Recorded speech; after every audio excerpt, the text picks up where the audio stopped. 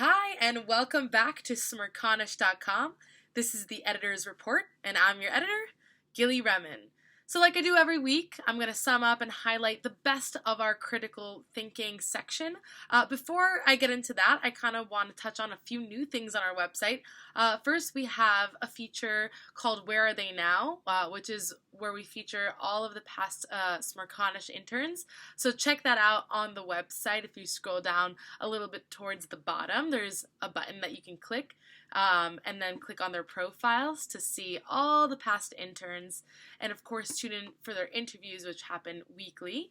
And also, we are now selling Michael's books. Yes, all 7 of Michael's books, and they come personalized and signed. So just look on the website, click on the ones that you want. It's right in time for the holidays.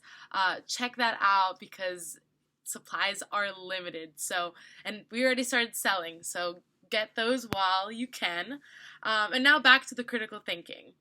So obviously it's been a very crazy, politically tense week on Capitol Hill, in Washington, D.C., and on Twitter, of course. And we have some really great pieces to showcase everything that's going on.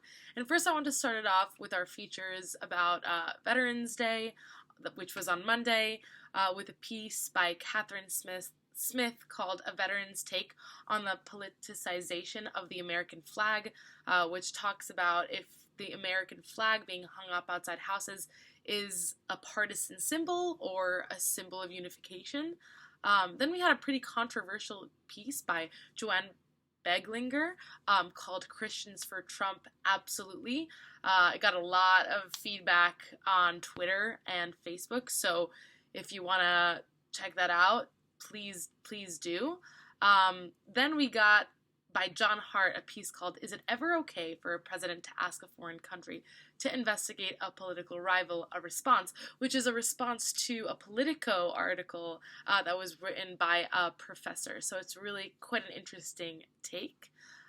Then we have a piece by Richard Folsom called Why This Time is Different, and it's about how this impeachment process and these impeachment proceedings are very, very different from Nixon, from Clinton, and from the past impeachment proceedings we've seen as a country. And then we have a piece called The Impeachment Process is Broken by Michael Pierce, where he kind of explains how Congress is too politicized, too partisan to go through this impeachment process as one unified body. And then we have a piece by Tim Weffler called Donald Trump Should Be Diagnosed with Narcissistic Personality Disorder, which also got a lot of blowback on social media, as it is a very controversial piece. And we usually don't publish things that are defamatory, so just for future reference, don't send submissions that are nasty, that are defamatory. But this one we kind of let slide, so check that out if you want to be part of all the craziness online.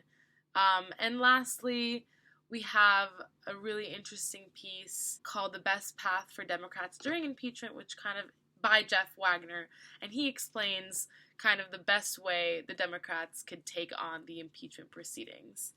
And lastly, we have a piece by me called The SAT is Not a Good Measure of College Preparedness, and this kind of touches on the subject that we were talking about this week with the University of California maybe taking away the SAT as a requirement for admission.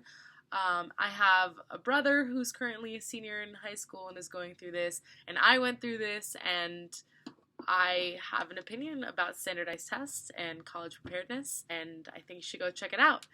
And of course, as always, if you have an opinion, if you want to be part of the dialogue, write an essay, submit it to editor@smirconish.com. That's editor@smirconish.com, and we will work with you to publish it. Thanks so much for tuning in. Have a great day and a great weekend. And remember to keep thinking critically. See you next time.